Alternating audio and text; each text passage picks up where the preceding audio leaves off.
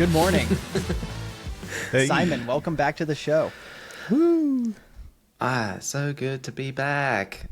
I've missed you guys. We missed missed you you. too. That's But- for sure. You were gone for a good reason. So, a much needed vacation after Laracon. Yeah, I did need that. Wow. It's been intense, man. What did you get up to? I've watched last week's episode, but tell me, That was what have you it. been doing? That was everything. No, Yep. Shane, what have you been doing since then? Not sleeping, that's for sure. What have I been doing? A lot of client work, which is good. It feels good. Learning things that I already knew about myself, but applying them in the form of I like when I have a pile of work in front of me instead of like a couple hours here and there, because I tend to drift, wander off and start doing other things, and then the context switching, it's like, so I had a little talk and I'm like, Craig, just give me like a bucket of work, you know? And so that's been helpful, and I like that. It's much better. And that work has been pretty interesting. Actually, yesterday I started doing this thing with Filament. I'm bringing it's multi-panel in Filament. So Filament 3, you can support multiple panels.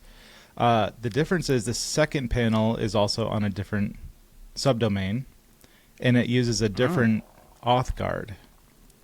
And the auth guard, the people are authenticating not with email and password. They're authenticating with code and some other parameter, and so it's against a different model completely, which is pretty cool.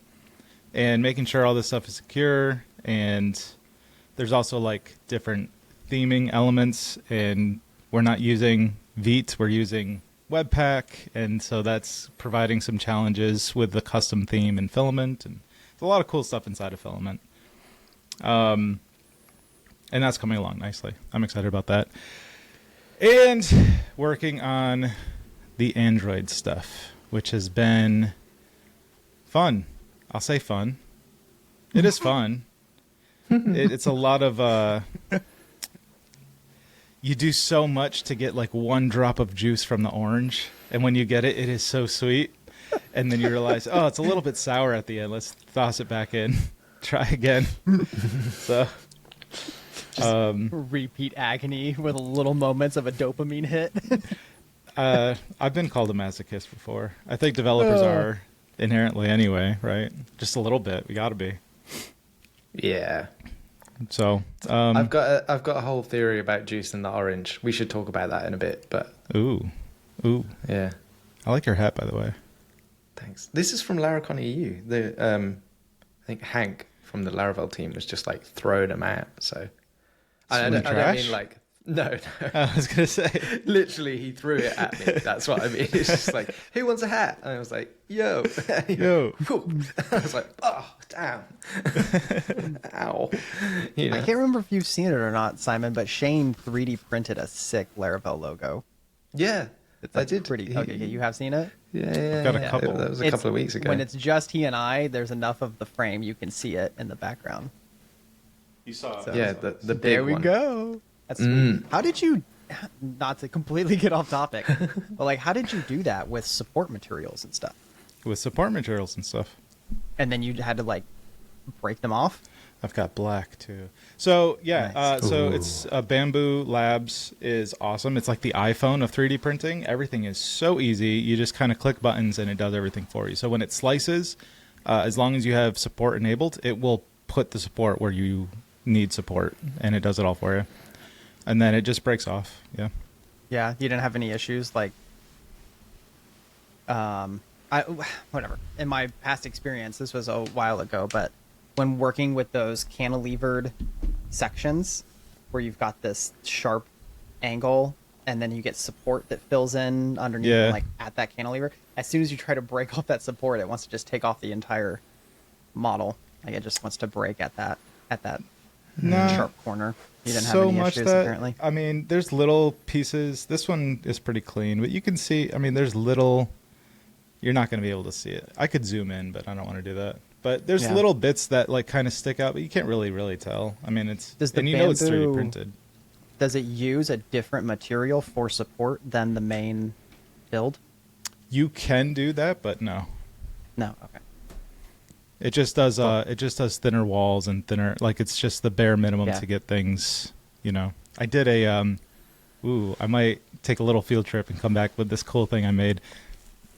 It's a Thor hammer, but it's Slipknot themed. I made it for my son. It's super cool. It's actually really nice. But the handle of it, the support for it was like this huge thing that had to wrap around to support something that was all the way at the top because it printed vertically, basically. I mean, it spun its way up, but it had to print the support that wrapped around the whole thing so the whole thing didn't fall, and it supported this thing at the top. It was pretty cool to watch. Okay. You have permission. Go grab it. Okay. You got the hammer. Let's see the hammer. Okay. Reset. Here it is. All right. So Sweet. it is sweet. I think this is one of the better quality items that came out of this. You can see, like, I had to glue these on. There's a little bit of glue there. I shouldn't have pointed that out, but whatever. Okay, so the Slipknot text is a separate print. Yeah, that this using was glued on. 4 plates. 4 plates. Sweet. Yeah, so this is separate. This is glued on, this little cap. All 4 of the Slipknot things. This printed as one piece, the black thing, with this on the side of it, which is pretty cool. So is the Nice. main part, like the head, just hollow? Yeah. Is there no like mesh in the middle to support it or anything? There's a little bit, I think. I wasn't really watching that. I was You building weren't paying Android attention. stuff. All right, just some infill.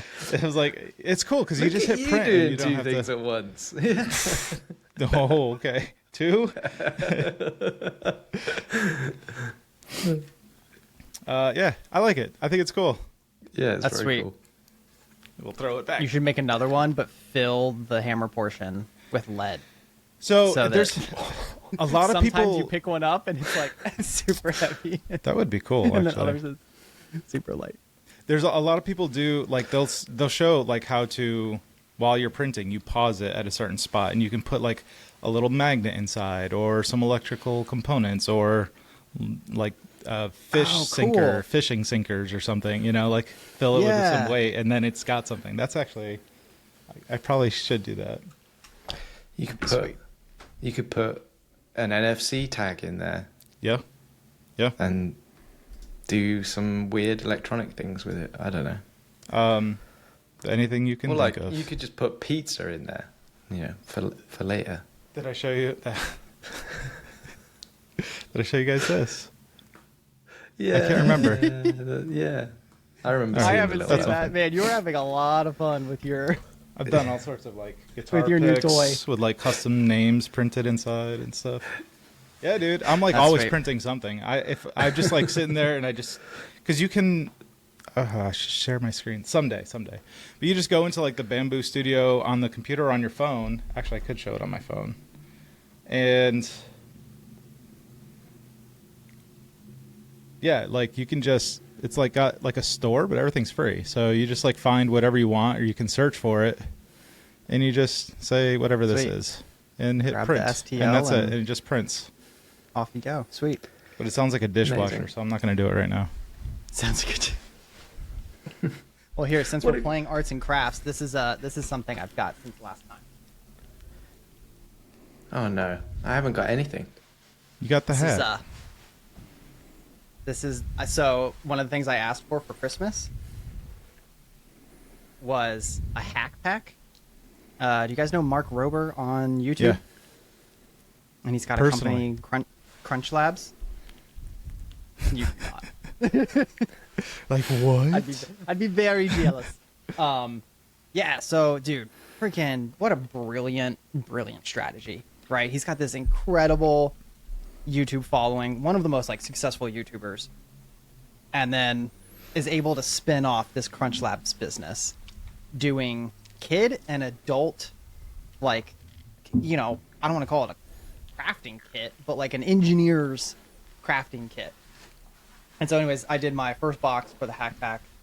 I technically have another one that was truly number one, but I haven't gotten there yet. But this one I did with Ollie, and it's a domino laying sled.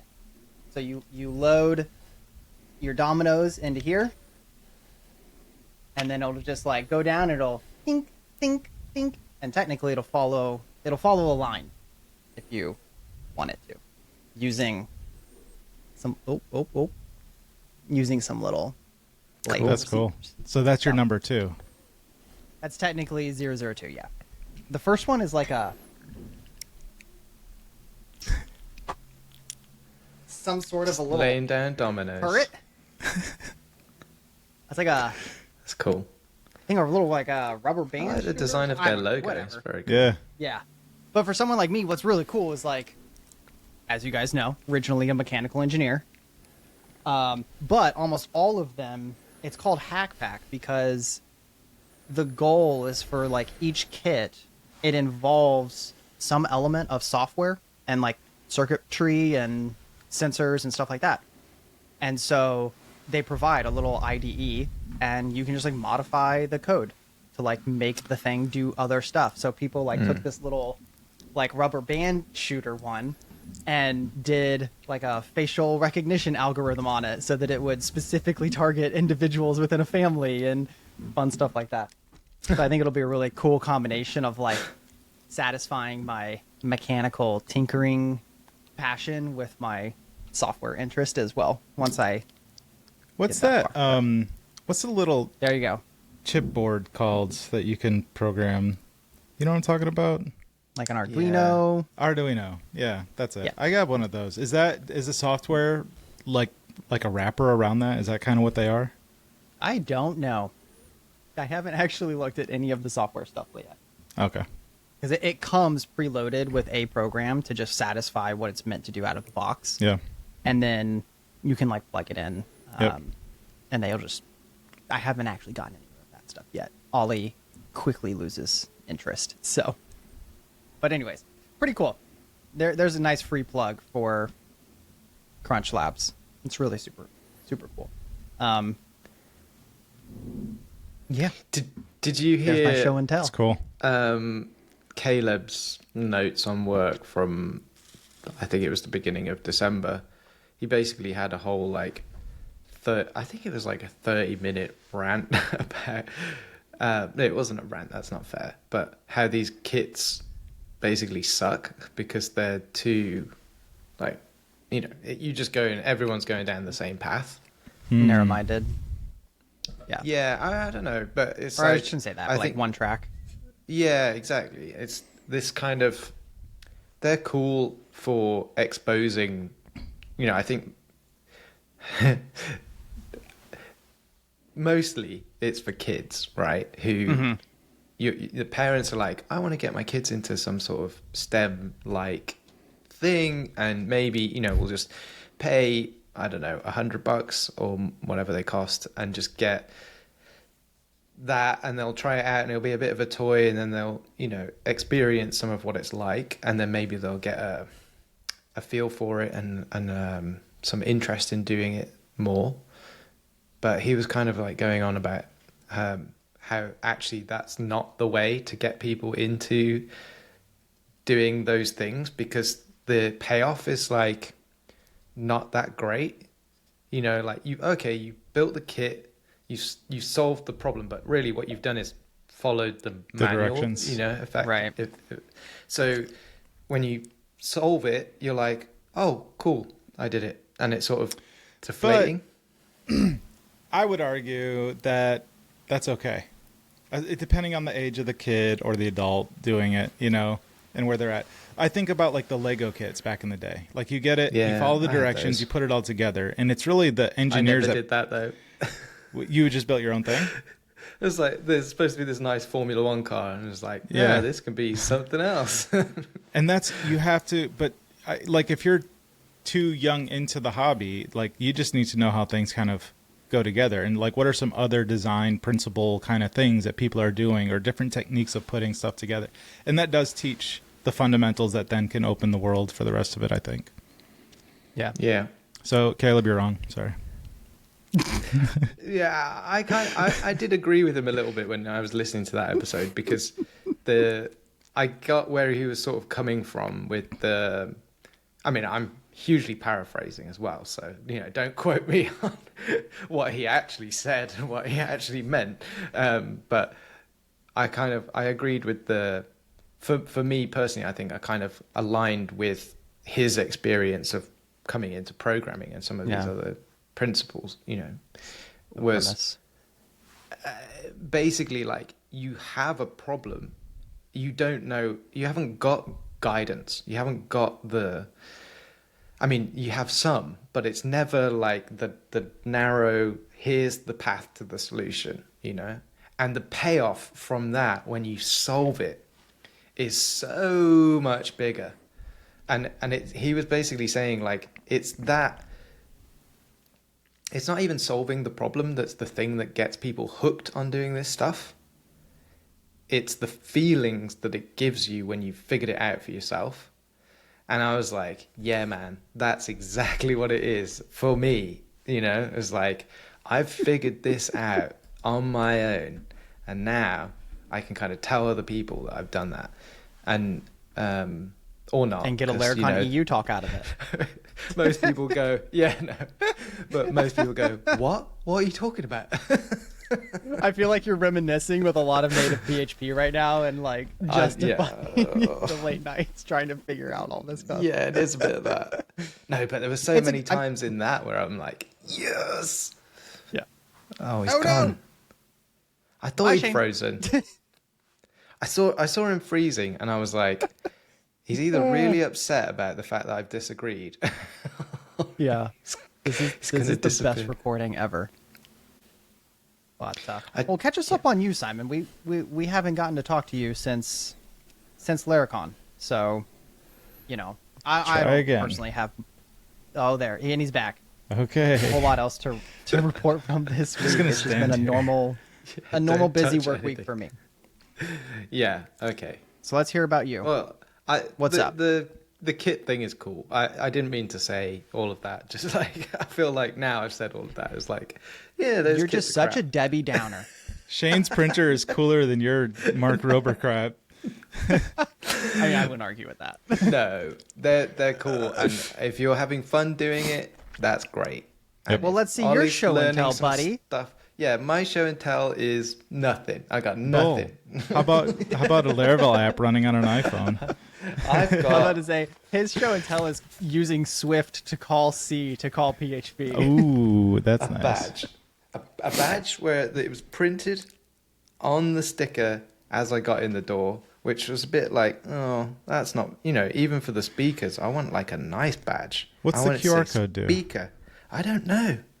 Let me scan it. Oh, no, I do know. Someone scanned it. I accidentally went to the Mongo desk, the MongoDB booth that they had. And, I didn't go there. I was standing next to it, and the guy on the thing sort of came out, sort of sided up to me. Snap. He was like, hey. And I was like, hi. And that was it. Now I was stuck talking to... No, that's not fair. But... he was like, so have you used Mongo? And all of this, and I'm like, yeah. Do you use it right now? Nah. Are you going to use it in the future? Nah. Not if I don't have to. Yeah, no. It's like, I worked with one client, I've worked with one client in the last 10 years that's used Mongo, and they were actively trying to migrate away from it. So, did I work with you on that one? No. You sure? Maybe. Yeah, you did. I thought so. You did. I hated that thing. I need to uninstall that community. Sorry, I'm not sorry. It's just I don't like it. I don't have to. So the QR code was like so that the booth people could scan my code, check that you do a little event thing. Yeah. Record you as a visitor. Now I'm gonna get some follow up from them, like, "Hey, we saw that you were interested in Mongo," and be like, "Yeah, but you didn't hear my conversation." I'll pay you not to talk to me anymore. How about that? No, I am not paying them. I will unsubscribe. I'm going on another tangent here. Talking about checking in with booths at a Laracon, I noticed this year when they were streaming the talks to like ask a question. It was still just a Twitter thing. Was it? Shane, I know. do we still need to do something here? I know. If you remember back to our initial what you could conversations use. about all this. Right. Yes. Yes. Oh, that'd Flux. be sick. Laravel? For real. Oh my god. This is, I mean, it's still like, I don't, Come It- on. I'm You gonna built tell it you. already, didn't you? no. Oh. I had the models and tests and all that stuff working. I was stuck on the UI, and that was before Flux came out, or when it was coming out, maybe. So maybe, I don't know, at some place. But I even just found myself jumping back and forth between the Laracon EU webpage to see the schedule of talks. right. And like it would have been great to just see like a little schedule button with a little red bar that's moving through the day of like where they are and little stuff like that. And This is ask gonna them be- I'm questions and- surprised that they didn't have the Laracon Australia, whatever they. I didn't even look at that honestly, but I should reach whatever out they to did him. for that, and bring that over to this event because like that's a no-brainer. Why? Well, I don't know why that didn't Yeah. happen. Maybe there's something behind that, but I should reach out to Michael during maybe there were some like core issues or something that just fundamentally for whatever reason it couldn't work or didn't work or something. There's so many ideas. I have all that written down do still. it. You can do it now. Because I have time, sure. It's going to be another one. Like when I was like 10 years old, I was like, why not have a washing machine that, it washes your clothes and then the whole thing drains And all your the water dishes out. at the same time. And then it turns sideways and it dries your clothes. Like it does both. And they have those now. It's one device. It's a little bit wider or so longer, deeper, whatever. And it's like, dang it, I should have done something with that. I had this idea of like, when iPhone first came out, there's an app for that. They had all the commercials. There's an app for that. And I thought someday people are going to want to like read the newspaper here. Why waste the paper? Go green and all that stuff. Like they could read the newspaper or books. You could read a book. You could actually read a whole book here, but you need a bigger device because no one wants to be, this tiny little thing. You need a bigger thing, and it could just connect to Wi-Fi. Now that sounds like duh, of course, but that was like a ingenious thought to like. How would you get these things? Are you going to buy SD cards? Because Wi-Fi wasn't that big, right? And I'm like, yeah, that'd be cool. You have this bigger device, it connects to the Wi-Fi, it downloads books or the newspaper. 6 months later, the Kindle came out, and I'm like, those bastards, Yeah, but they were probably working on that for like 2 Probably. or 3 years before. Probably. So But I didn't know that. yeah, What did happen with the Laracon AU app? I don't know. Did you see it, Shane? I didn't get I to did see not. it. I did not. I need to. Let me reach out to him. I'll ping him right now. And I mean, Michael man, I would just be Dorinda. really surprised with how much money and effort are going into these Laracons lately. That it doesn't make sense for, Laravel as a company to invest a little bit of money into making a dedicated app yeah, and where the sponsors can have a page and There's so like, much you know, more there's- impact, though. and It I'm not could even be way talking like bigger than. this doesn't Sorry. need to be $1 million app. Like a few 10 grand would be enough time justification to kind of let someone from the community push some freelance work aside and spend a few months on it, right? Before July. Is that when the next one is? Yep. there's India is in like 2 weeks Oh, or okay. 3 weeks. It So- is? Okay.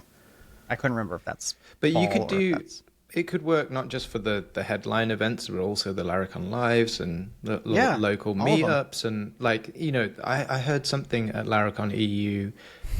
I don't know how official this is, but kind of that there's more support going from the core business into the little events. Like they're going to start potentially sponsoring and helping like the little local meetups actually do stuff. So Yeah. that could be. I mean, it was whispers. The that I'm Greenville hearing, meetup got a free through people. Lamborghini, I think, right? Oh, Yeah. We each got a Lambo. I'm kidding. They got pizza. sweet. Pizza, Ooh. Lambo. I don't know. I know which I'd pick. I could 3D print a facade license plate. I That'd be cool. think that's. And I think Shane and I taken. have talked about this before. I think we did at Laracon US. Like, I would be very surprised if those are not money-making events for the company, right? They're bringing in more ticket revenue than they cost. I definitely think. No, you don't this think one, so? You think I know that they don't. This one this year will be, Really? but before no.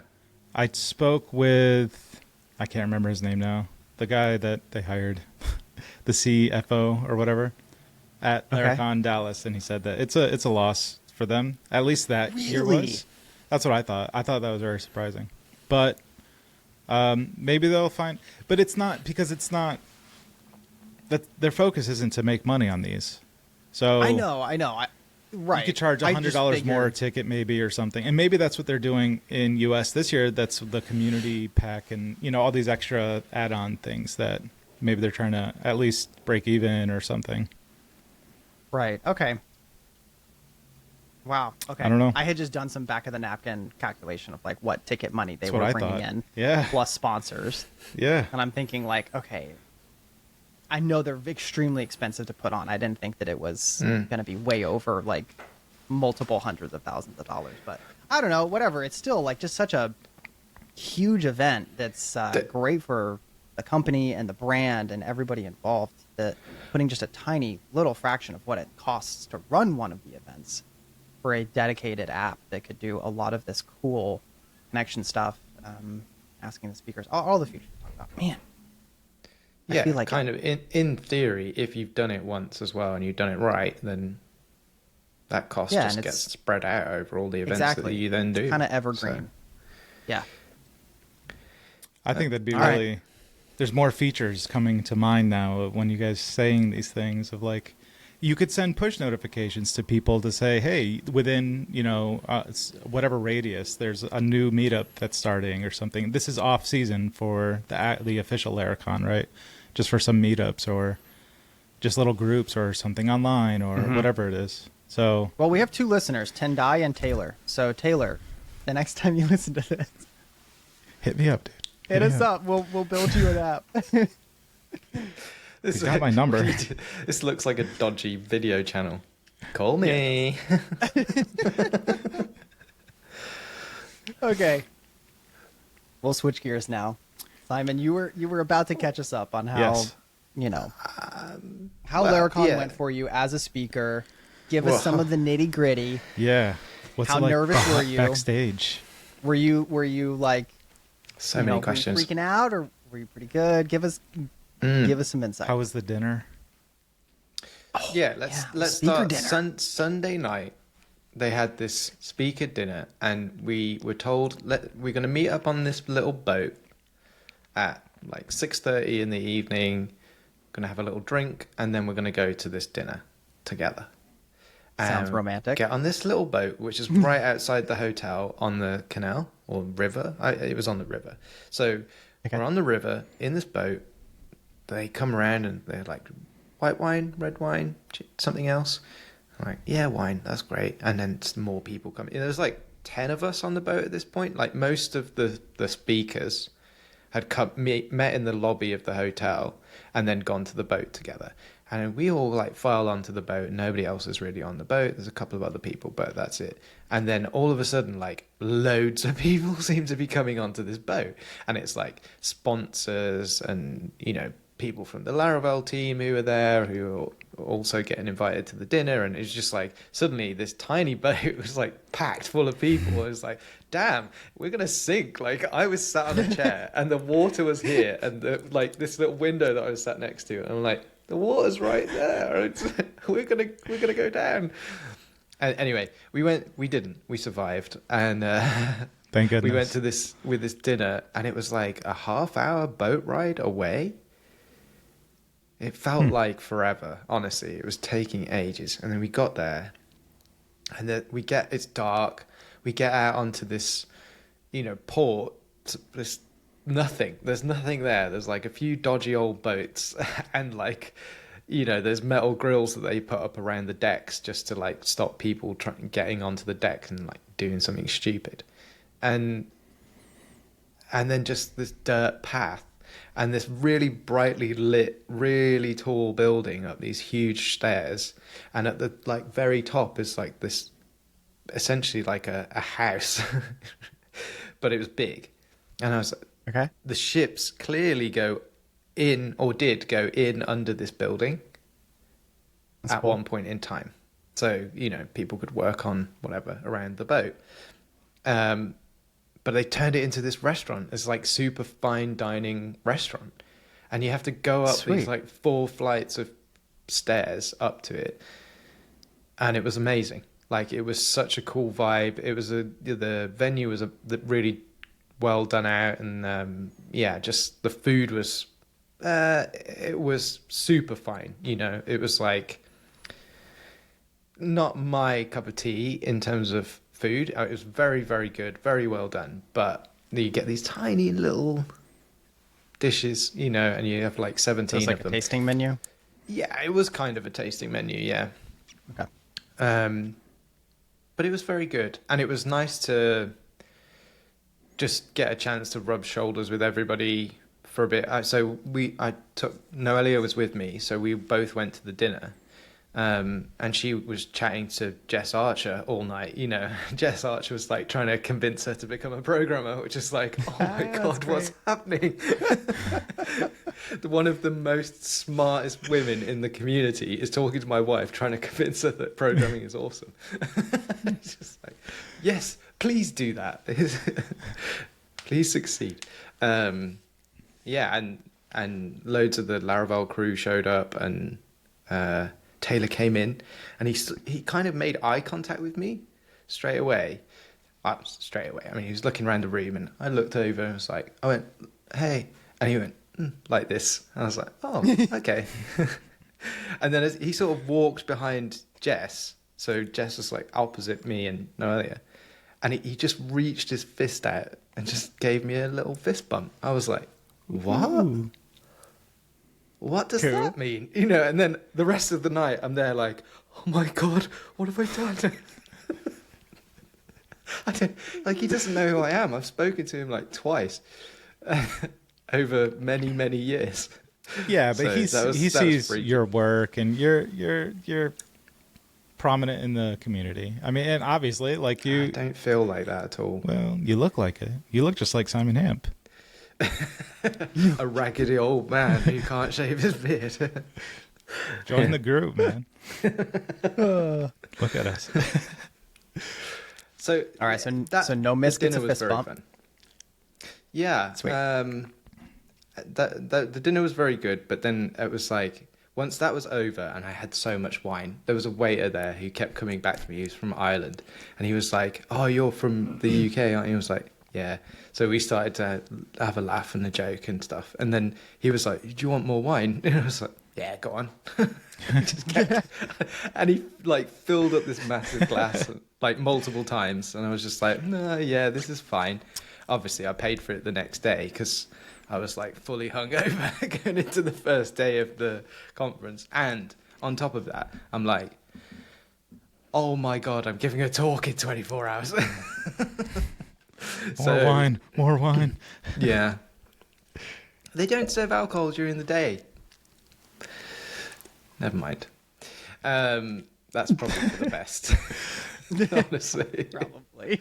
But the whole event was really good. Like, there were so many people there.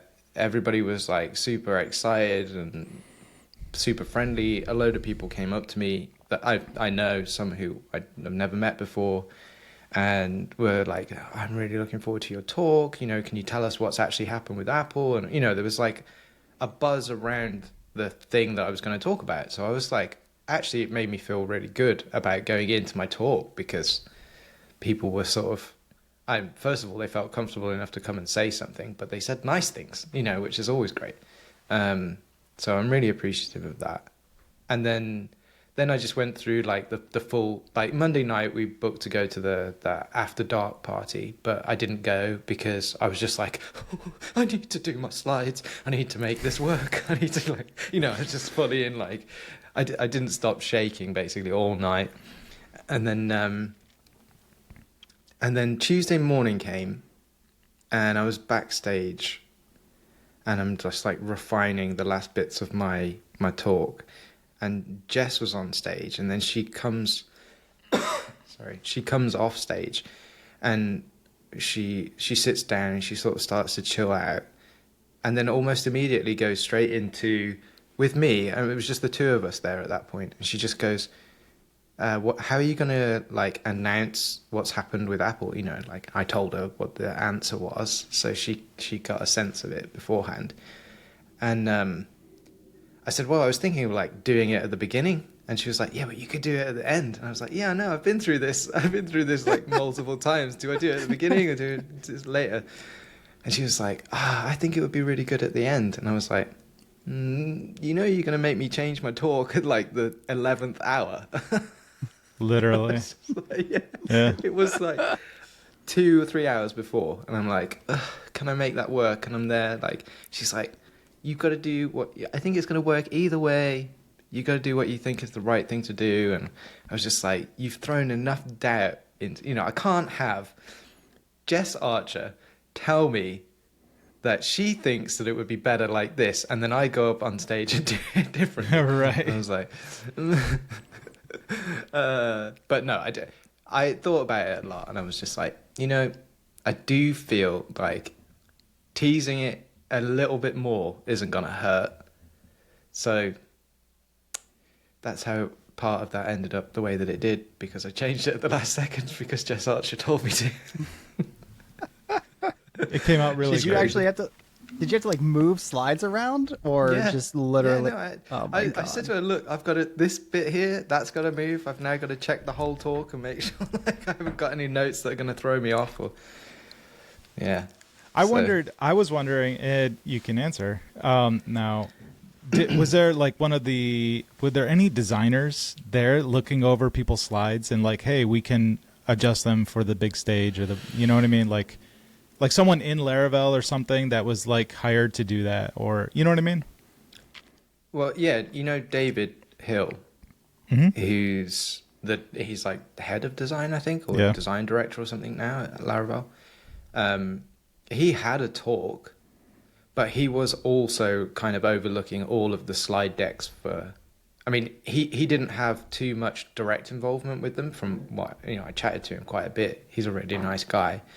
And he was saying like there are people on the team that were looking after the slide decks, like preparing them for the speakers, which is quite, that would have been nice. I mean, I had Hassan look over mine, and he made some very good refinements, but it's not the same when you've got like, I think they had 4 or 5 speakers from their team. And they want like this sort of cohesive image, I guess, across all of them. Sure. Especially for the products, right? Like Nightwatch and Cloud and all of that kind of thing. So it makes sense. And yeah, they were like commenting on how the projector wasn't going to be very good at like showing up some of the detail that they put on the slides, because they're designers and they like doing it to great detail. And they were like, yeah, it's not great. Yeah, I guess they were concerned about that in as much that they were talking about it, but I don't think they were sort of flipping slides around and redesigning stuff at the last minute. I think mostly they'd got it all in hand.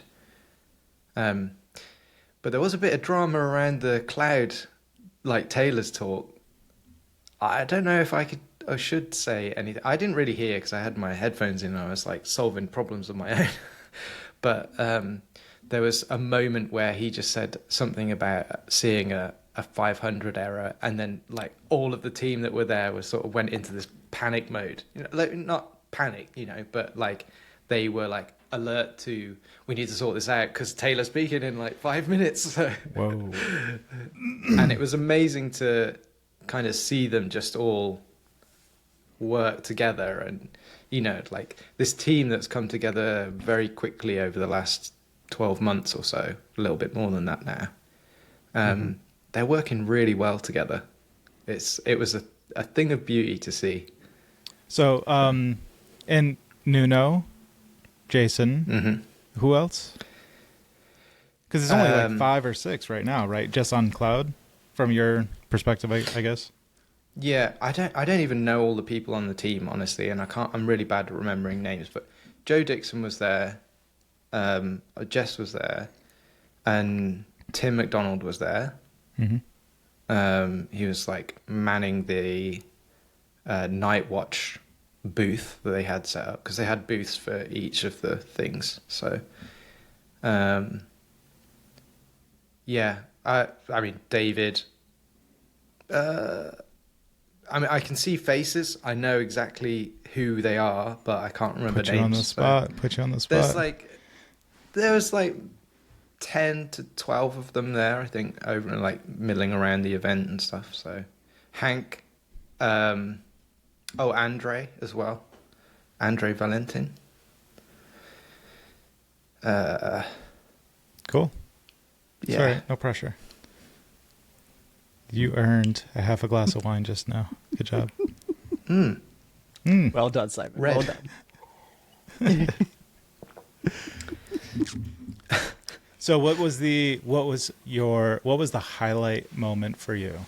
Well, because you mentioned the dinner was good, the experience of the dinner was good at least, and the fist bump and speaking, and then there was some stuff I'm sure after you spoke. Go into a little bit of that actually, because I think you stirred up some excitement. I'm assuming, obviously, you know. So David Hill comes to me immediately as I'm getting off the stage and gives me this massive hug. It was like, well done, that was amazing. And I'm like, what? I've just met this guy. We've been chatting all morning because he had his talk in the morning and he was like nervous talking his way through everything, which was fun. And we were having some laughs and all of that. And then, yeah, I just totally didn't expect that from him at all. That was like really nice. And then I go into the green room and before then, sorry, I get through the backstage door and Taylor's there. And he's like, that was great. Okay. I'm more nervous now as I've come off stage than I was when I was on stage, and I'm like literally taken back. And I was like, "Thanks for coming out and giving me it was a handshake or whatever." It was just like, that's very cool move from like the boss man to come and for the person who's just kind of one of the people who's giving their first talk, on a Laracon to welcome them off stage. So that was a cool move. So we went into the green room together, and basically like almost all of the Laravel team were in there. Oh, Dries was there as well. So and they were all like, that was so cool. That was so cool. I was just like, I need to get out of here. I can't cope with this. And I'm like packing my bag as fast as I can. I'm like, see you guys. I gotta go. Yeah. Thanks for the shrimp cocktail. Peace. Yeah. Yeah. But that was a moment, and I don't think I kind of treasured it enough, honestly. So I was sort of, gosh, I just need to like go and pass out, because of all of the energy that I've been like driving into this thing just sort of flushed out as soon as I was finished, and I was just like, oh flip. And I went and grabbed a Mars bar and just like Crash off after the adrenaline high. Yeah, exactly. You're not pizza, but you'll do. And then the thing was like, I was just before a break, so I went out from backstage after all of that like busyness, as well. To go, Noelia's there. She's like, come out and let's do, let's catch up and everything. And I go out there and everyone's out there because it was just before the break. And then so loads of people started coming over and they were like, oh, that was really good. And it's just, so there was this crowd of people sort of standing around. I'm making it sound more than it was. It was like 5 or 6 people, but there's like a circle of us and everybody's talking and asking questions, and I'm just like, I haven't got the energy for this now. Sort of like about to have a stroke. And but it was good. It was fun. And I said actually in the green room, I was like, oh man, I'm glad that's over. I probably never have to do that again. And I kind of think that actually I would do it again. You know, I was going to ask. That was one of my next questions. it is so fun, and I think it's more fun because of all of the people that are there and the quality of speakers that are there. You know, if you listen to Deanna's talk, for example, I mean, she's just so good. And seeing her prep, seeing her do it, you know, like I watched her from the audience. I wasn't in the green room. I did watch a lot of the talks from the green room, but I watched that one in the audience, and she was just like amazing, you know. And it's like, this is just such a good environment. These people are like good to you. They're nice. They're supportive. They want you to do well. And yeah, if I can feel that again another time, I definitely would do it again. 100%. Would recommend. Good job. Yeah. So, what about... Oh, go ahead. Yeah, I was just going to say, like, don't hold back from putting in a talk proposal, because you might think like, oh, the topic is maybe not that interesting, or maybe it's been covered before or whatever. But I think everybody's got a different perspective, and kind of don't talk yourself out of doing it. Like, oh, I'm not a good public speaker or whatever. It's like, you're going to be fine, you know? So just, and you're going to have the support of all these people. They do want you to do a really good job. So just go and I thought about submitting one. do it. Do it. But don't I don't just really... think about it. Just do it. I haven't been Steven. able to decide on a topic yet. I have an idea. Put Maybe them this is all why in. I If just you've got asked like you guys. 3, do all 3. Yeah. Well, here. Do we have a second? I'll just go ahead and throw Yeah. out what my first Yeah. idea was. Because like I don't know. I'm not working on some package or something like demo like Simon did.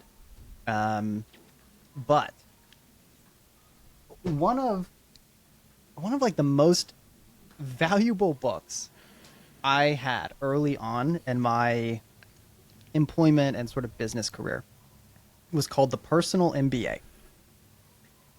And it was this book that this guy put together that took like dozens, maybe hundreds of business topics, things that like you need to know when you go into business. But instead of it being every topic has 200 pages worth of stuff on it, he would condense it down to like half a page to 2 pages max. And so you can fly through this book and like all of these important topics, they just gave you this sort of high level yet detailed enough and with absolutely zero fluff of what you needed to kind of know about everything from different types of taxes, leadership strategies, management strategies, like, you know, cycles that typical business, like all of this different type of stuff. I just found it incredibly valuable because like you're not going to take any one of those individual topics and it revolutionize the way that you do something with your work, but it was almost one of those things that like it gave me the picture that a puzzle comes in, and it helped me see like all of the little pieces. And although I couldn't like do anything with an individual piece, it just really helped me kind of shape and get this feel for like how all of these little pieces kind of go together and provide some clarity around a lot of these kind of distant topics. And then anything that I was like, as reading it, I could think to myself, ooh, that seems highly relevant to me. I now know I want to go a little bit deeper into that because I don't know enough about it, and it is really applicable to what I'm doing. Anyways, with that said, as a prerequisite, a little bit of context.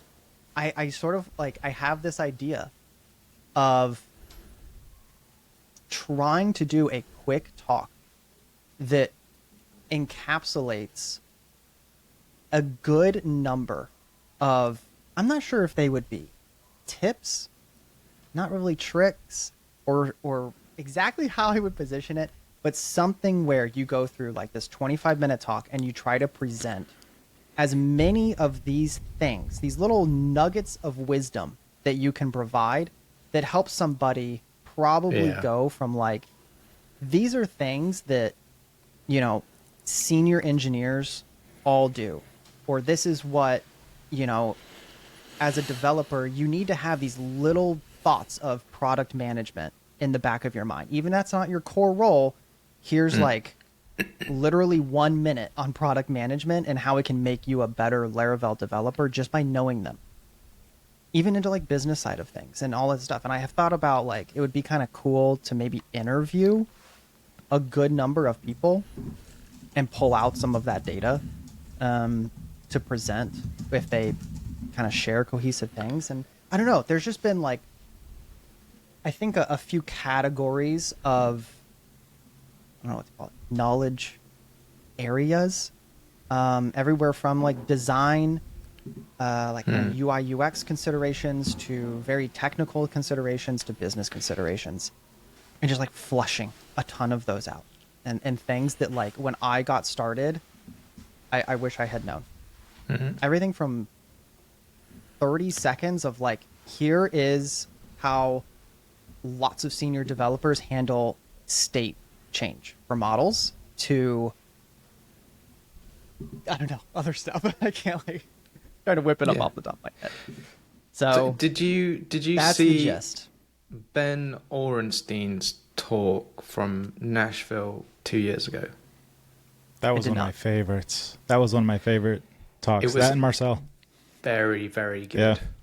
And it was almost like format-wise, well, content-wise, maybe there's some overlap. So you should definitely watch it. I'll send you a link to it. Yes, please do. But format-wise, it's almost exactly what you're talking about, from my memory anyway. So, I mean, That doesn't maybe mean- you'll get some takes from it. But That means that's a good idea for you. Like, it's the opposite of what you would think, right? Like, when you see other people that's what I'm doing saying. it, It's that like, means that copy you're it. onto something. Yeah. yeah. Yeah. It was a very, like, I mean, he's definitely, he's confident on the stage and he's spoken a lot before. But you know, kind of put that bit to one side, because actually just look at the format and some of the content. It's exactly created what you're Tuple. talking about. You know, Tuple. Okay. Sweet. Yeah. And he starts use it off by with fun. saying, like, I gotta admit, I haven't written a single line of code in 5 years. And this is how I turned my stupid idea into how many millions of dollars, $5 million, something, you know, that he's made. Yeah. It's really cool. Okay. Yeah, it was one of my favorites.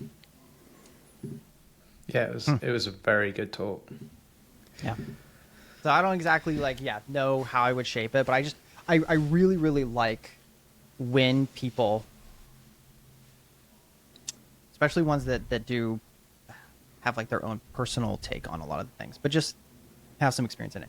Yeah, they can boil down a bunch of these topics, and it's like, look, I don't want, or I say, but instead of presenting 20 minutes on handling state change of models, it's like, here's that entire talk in 45 seconds. If that seemed relevant to you, you should go investigate further, but I'm going to do that over like 30 things. That's 50 pretty cool. things in a really short period of time. And it's just like, boom, boom, boom, boom, boom. Working Yeah, with good. Nuno, I see like lots of little things that he does with Laravel applications for the sake of consistency, and it's like one less decision that you have to make, which is a little nugget of wisdom in its own right? Like, reduce the number of decisions you have to make so that you have that willpower on the big decisions you have to make. Yeah. Lots of little things like that It's that like you can a- just like flush into a really quick talk. It's like a charcuterie board. Yeah. But there's somebody there just like shoving it in your mouth. You will like this cheese. So, yeah, I don't know. I'll have to watch Submit that it. one from Nashville to see. Run it by ChatGPT. Tell it to summarize and give you a nice little, you know what I mean? Yeah. But I'm kind of curious to hear your guys' perspective. Like, I got a lot of value from knowing with zero fluff a little bit about 100 things when it came to this personal MBA book. But maybe that was just kind of me. Do you guys think, and I mean, we have to be within the context of like a Laracon. Is it better? Does it make more sense to like go really deep on one topic? No, I like the idea of having a bunch of different things, and then that that would provide. Just thinking about this personally, if I heard you talk for 20 minutes and you told me about 25 different topics, and I know that 7 of them really stuck out to me, I would go back and watch that video multiple times and try to remember which one, and then do my own research on those, and that would inspire me. Like there would be something there for everybody. Like not the entire thing is for everybody, but there are parts of it that are going to hit different people differently, and I think that's an interesting way to present. And we're all in business one way or another. Everybody that goes to Laracon or watches Laracons, they're either looking for like new product releases or news that's coming to the framework, or how can I make my business better? And if it's they'll not even click on the video if they're not in that state of mind, right? But most people are. Most of us are. I would say most of us are freelancers or entrepreneurial, doing side gigs or something. So there's going to be something there for literally everybody. Yeah, it's like a reference guide kind of talk, you know. It's like the super replayability of, like you said, like skipping back to the section that you wanted to listen to and listen to those points again. I think the difficulty with it is, as a presenter, you have got to be like almost pitch perfect on every single bit. So you've got, it's one of those kind of talks where you've got to know it inside and out. You got to know where you're going, when you're getting there, and you got to hit those notes exactly right. Because if you don't, it's going to kind of fall flat.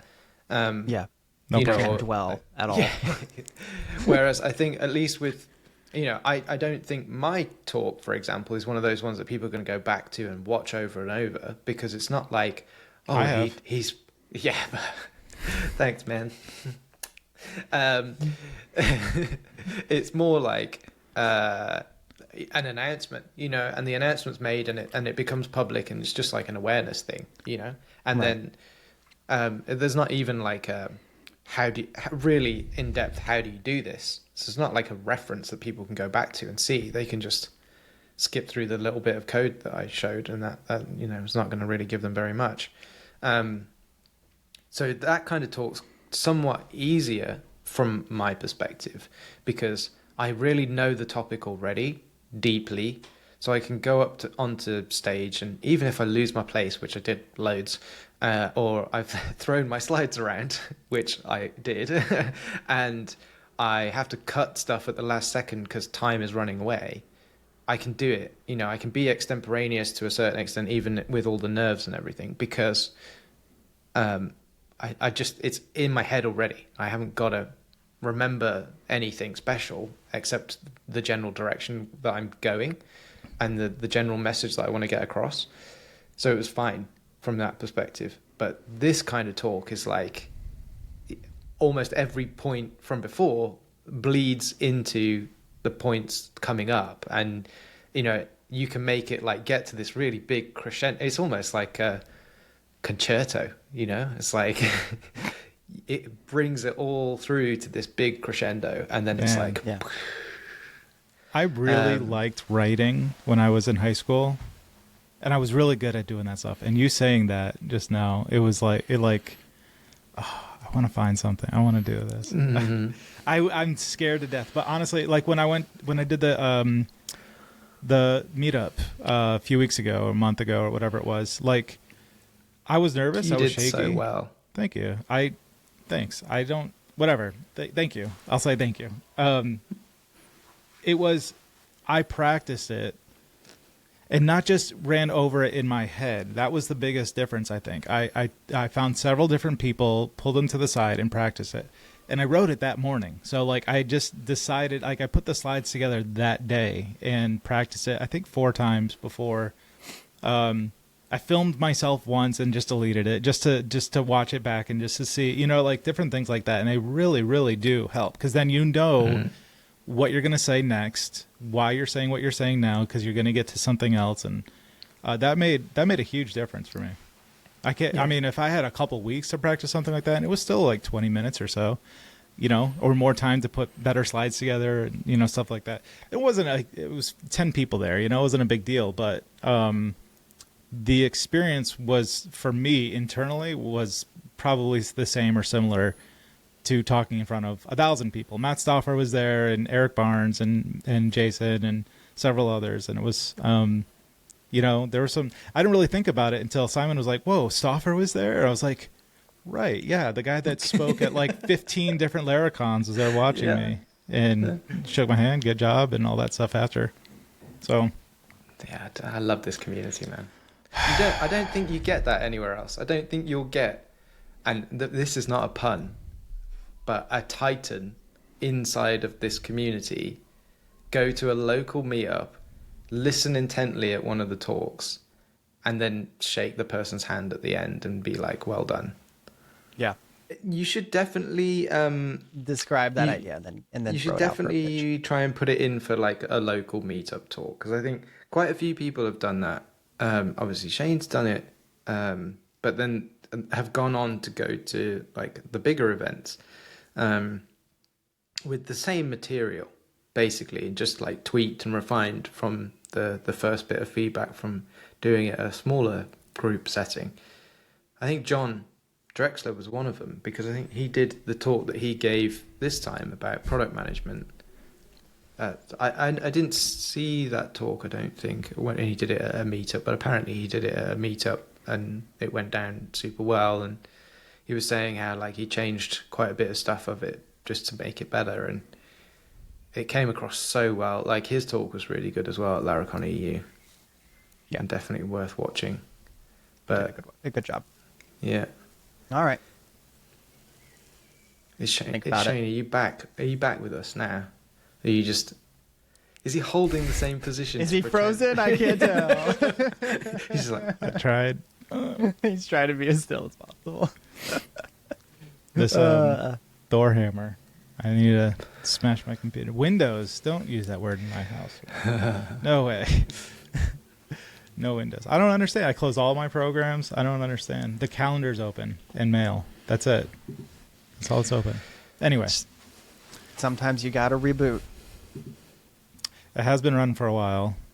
That sounds like a Windows strategy, though. I don't like that. Well, I mean, there will be days I like something will be going on with my Mac, and I'm like, you know, this thing has always gone to sleep for probably like 6 weeks. Like it hasn't actually totally flushed the RAM in a long time. Oh, mine's been on for a very, very, very long time. Months and months. Yeah, and like with Windows, like if you go 48 hours without rebooting, like the whole thing comes to a crawl. So, is this the Intel Mac, Shane, or is it the?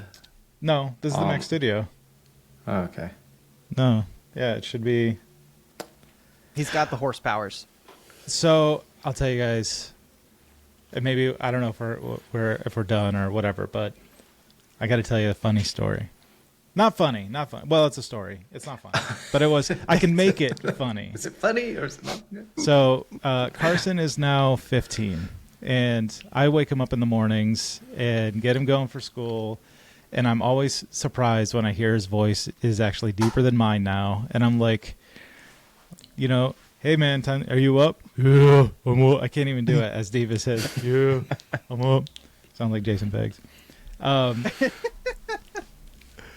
I go in his room the other day to get him up, and love you, Jason. And I look over. He's Happy Valentine's Day, Jason. Thank you very much. Thank you very much. I look over at his computer in his room, and on the screen, I'm just like, Laravel. Yes, it was the Laravel boot camp. No joke. And I was like, my baby. Like, he's becoming a man. You know? That's sweet. And so we installed PHP Storm. I actually won. I made a little tweet about it, but I won. I went to a Laracon Laravel meetup, the official Laravel meetup online, sponsored by Vehicle. And there was like some form you could fill out and win one of two JetBrains licenses, and I won a year JetBrains license. I won two in the same year. I got one from the meetup in Can you stack a few them months up, ago. or is No, one of them just no. Wow. But so I'm getting you can use it for any product, any JetBrains product. So I'm thought about C Sharper, but or Sea Lion or whatever. But there's but I was like, I could just give it to Carson. He can put it on. We can get PHP Storm official. And so we got Herd installed and we got PHP Storm going, and he hasn't touched it since. But the interest was there. He's in a couple classes. One is like a HTML JavaScript, and he's got like his JavaScript is so messy, but it works. And I'm like, I don't care. That's so cool. And he's like in like just basic CSS stuff, inline styles, and I'm like, check out, like just drop in this script for Tailwind and look at the docs. And he's like, no way. Like, it's like he's got it's getting him, and I'm really excited about that. I'll have him make some Android apps for me soon. You're going to single-handedly fix the new developers into the industry pipeline problem. Ooh. Yeah. Get him in school. Justin keeps talking about it. Jackson? Justin Jackson, yeah. Keeps talking about it? Well, you mentioned Fernando. I've heard him talk about it quite a few times, and I think they did the new podcast, him and it's Brian, and they interviewed Laravel. They interviewed Laravel. They interviewed Taylor and Caleb, right? So, and he was talking about it on that. So, but that's been a topic for a while. So I just feel like, and the whole like AI is doing juniors out of jobs and all of that kind of thing. I'm just like, yeah, but is it though? I think you just need to like show more of the younger generation like how fun this stuff is. You know, make it easy to do the things that they want to do. And I think they want to do things like solve their own problems and make apps that runs on their phones and, all that kind of things. So, that's what we should be making easier.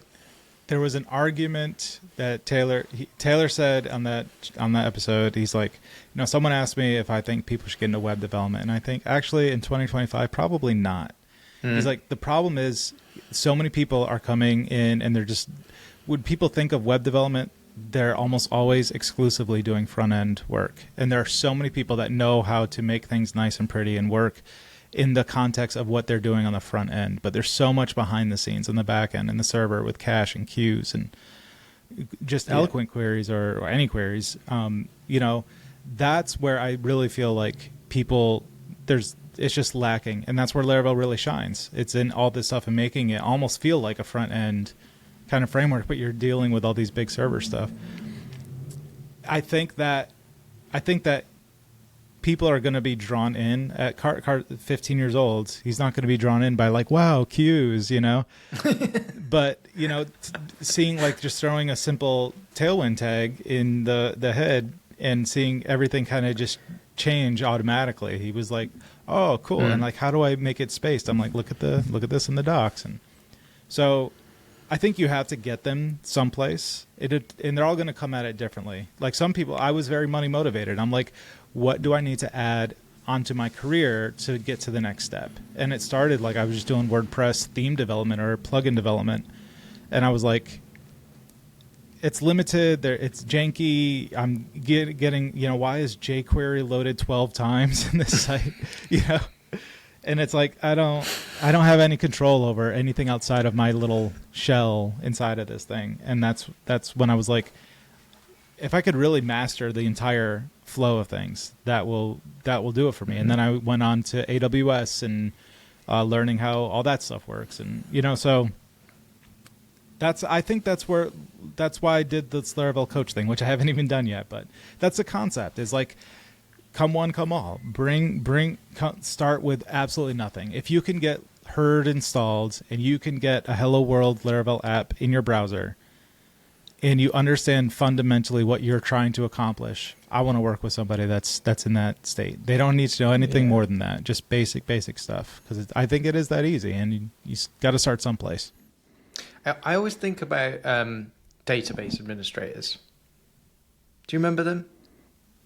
Do you know, like when I started doing this stuff, a database administrator was a proper legit role that you could have. It's not anymore. No. But that doesn't mean that those skills aren't needed anymore. It just means that we've stopped delineating that specific role.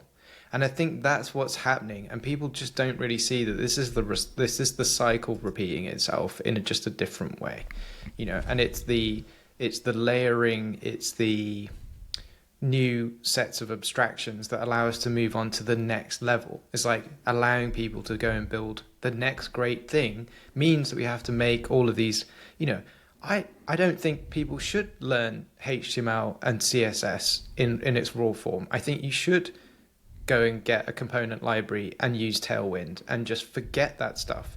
It works. It's foundational technology. If you want to know it, you can. If you really want to go and build like the component library really well, like Caleb is doing, and the people behind ShadCN and all of those others, you know, like, then yeah, learn it and go and build a product that everyone's going to use and make some money that way. That's fine if you want to do that. But most people don't want to build foundational technology. They want to build solutions to their problems. And those solutions get more complicated. But the problems are more complicated, and the solutions get easier the higher level of abstraction we move to.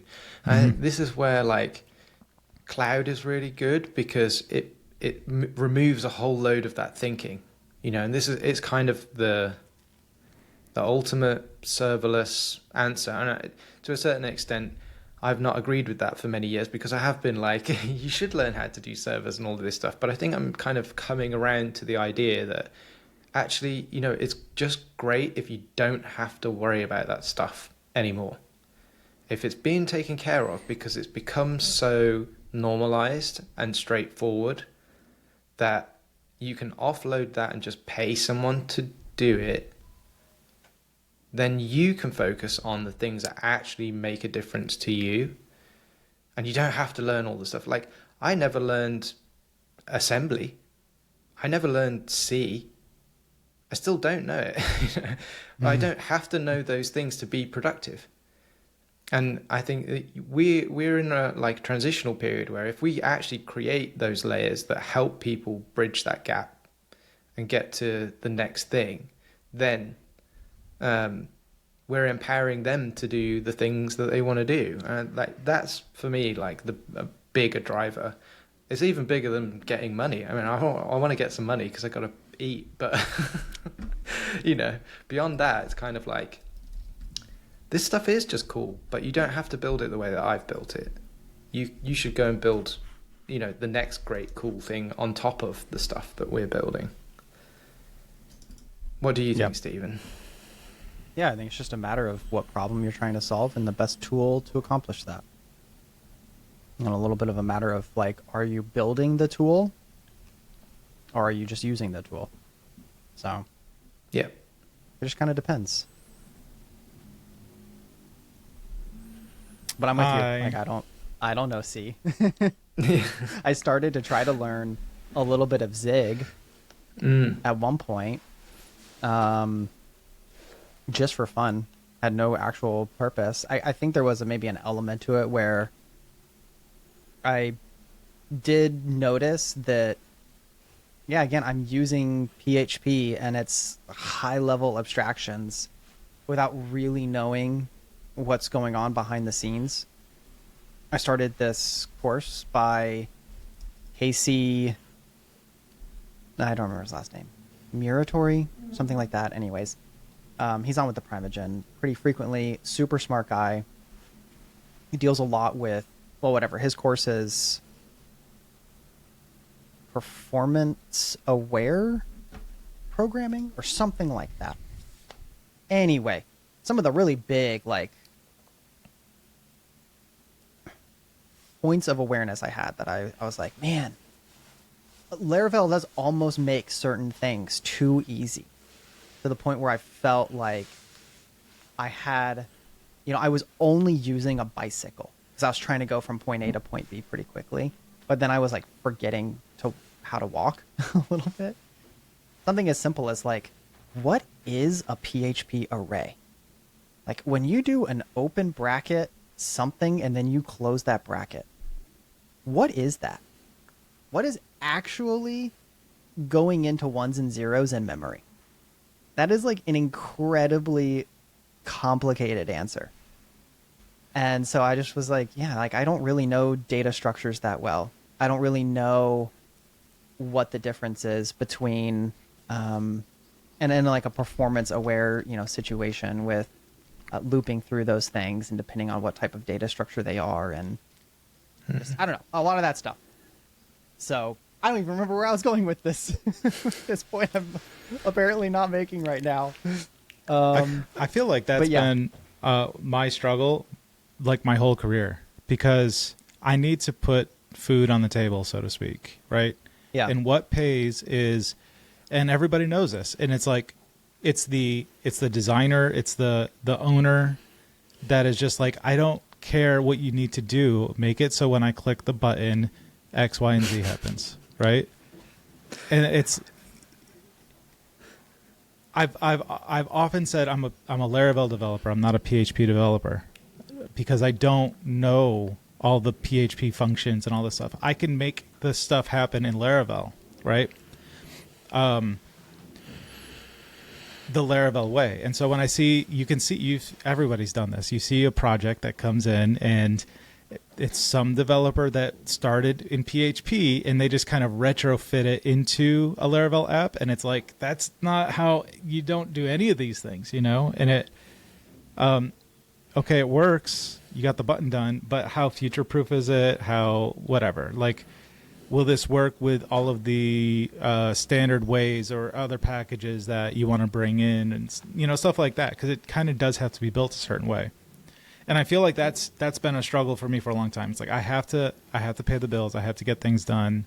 I don't know, because you can go as deep as you want. Like you said, you can go all the way down to the kernel and ones and zeros. And what is this actually doing? Does that pay the bills? No, not mine. Not that.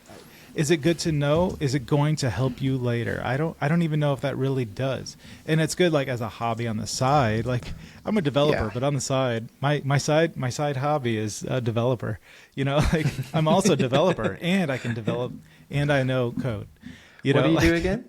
So I code things, and then just on the weekends I like to code, or learn kernel, whatever. So. Yeah, that's a struggle. And I feel like, and this is something that Simon and I talked about the other day, was there's a gap between those people that understand the inner workings and the Laravel community. Because a lot of people that are understanding these inner workings of how these processes work, they're not focused on Laravel and the community that is we've created. They like if you're doing this low level C code stuff, you're not focused on how do you make this work with Laravel, right? You're doing it for a totally other reason. But our community has gotten so strong that there's a business there, right? That you can make a business out of just the people that are doing these things. So on the other side of it, there's not many people from our community that's reaching out into this world of this low level kind of code. And so that's, I think, where this mobile stuff, for me at least, is like, it's a bridge. It's like, the whoever painted that, Da Vinci or whatever, the God pointing down and man reaching up kind of thing. And it's like, they're coming together, it's the bridge. To infinity and beyond? And beyond. Yeah. So no, that's a relevant struggle, I think. Yeah. Or irrelevant struggle. Simon. Yeah. Crickets. No, it's a deep one. It's a really deep one because I think we've all come. That's what she said. Yeah, with the. He marks that one. Cut that one out. Yeah, definitely. We've all come from like maybe slightly different backgrounds, and we've been doing this for a different amount of time. But I think we've all learned that we like to dive deep into new things, right? We like to find a little thing and figure out how it works. And I think that's the fundamental drive for a lot of programmers is like, they took their toys apart when they were a kid because they were trying to figure out like, how the heck does these buttons translate into that character going and doing, and it's that sort of fascination with the how stuff works that's like the underlying current of science and figuring out the universe and finding out what's out there and stuff we've talked about before, and it's like I think that is something that is deep within human beings in general. I think some don't expose themselves to it. They maybe they don't have the opportunities as early on as we did to learn some of this stuff and get excited by it. Maybe they drown it out because they've got other distractions going on or other things that are just more important to them. But deep down, we have this like need to understand like, how is this doing it? Why is it this way? And to a certain extent, although it's a problem space that we've kind of created ourselves as a species, programming allows us to do that and feel the like, oh, I've discovered this stuff from, these really smart people from 50, 60 years ago or more. I mean, one Deanna's talk, for example, she was talking about Ada Lovelace, and you're talking like the end of the 19th century, So it's people solving these problems and standing on the shoulders of giants in terms of mathematics and science and all of this stuff, and discovering these things and finding out one little crusty nugget of something, and then sharing that, and everybody going, oh, it sort of unlocks loads of people's brains about what's possible and what they can now do. And then someone builds another little thing, and the what's it called, that kind of infinite, I can't remember the name of it, but that sort of visualization of recursive algorithm, where you just keep Fractal? Zooming in, and fractal, that's it. It's a fractal of human knowledge as we expand and expand and expand in all these different directions. And I just think like if we can get to that point where everybody, people have said this before, everybody should learn to code. I don't know if that's true, but I think if you can get to a point where you make it at least interesting and exciting for somebody to go, ooh, I'm going to go and learn about this now, then that's a good thing. And you giving people an opportunity to go and do that and explore something new. And that's all good, like diving into the past and kind of learning from that. But as you said, Shane, there's only so much value that can come out of that, and you can do it forever, and not come up with anything new. And I think what we have to do is kind of get our feet set on here and now, as much as we want to kind of dig into the past. And so I think like there will be a time maybe in the future, I don't know when, but where we don't even think of using Laravel. Like somebody's put something on top of that just, abstracts away.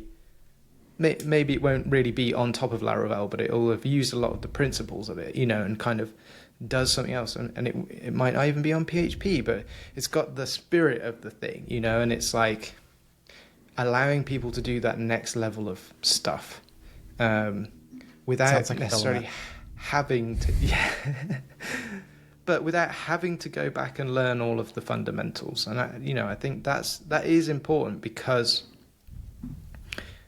we don't have an infinite amount of time at the moment. You just get Devin to do it. I hear he's a really good AI. But the more of those bits that we can skip out of necessity, the better. And then if we want to go back and look into them and figure it out, we can. You know, I think that's, and we always have that opportunity because we've got the, you know, we're so lucky living at the time that we live, where we've got this treasure trove of accessible information at our fingertips. Like, we even offline now, you know, with the AI on your local machine, you basically got a compressed version of the internet in your pocket potentially, which is like incredible amount of information that's available to you at any moment. Just to say that you've got to open up an app and ask a question, you know, it's like, what? This is phenomenal. So yeah, we've just made it really, really easy to go and do the next great things, and that's where we should focus, in my opinion. Not like telling people you have to learn CSS, you have to learn like raw JavaScript, you have to learn PHP or C or assembly. Like, that's just nonsense, in my opinion. I agree.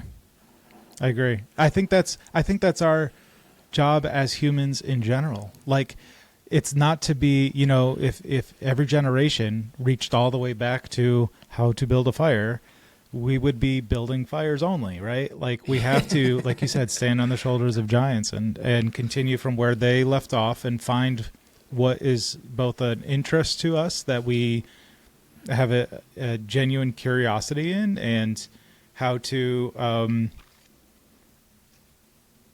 having that you have to have the drive, right? And then explore, and sometimes you have to go deeper, right? You have to go maybe 1 or 2 or 3 generations lower and find out why they made that decision to where we got to where we are now, and if they would have changed it just slightly, what could be possible given all these other technologies that came out of that, right? I agree. So deep. Yeah.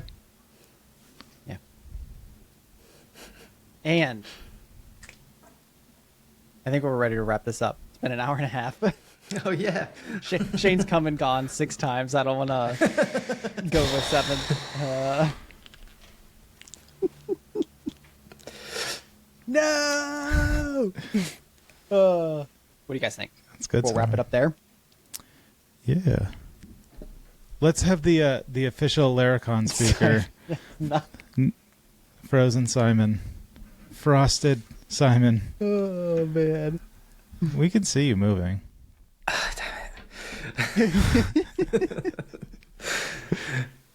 Come on, give us the official Laravel adieu. Laracon adieu. What's that? I don't know. Say goodbye to Tendai.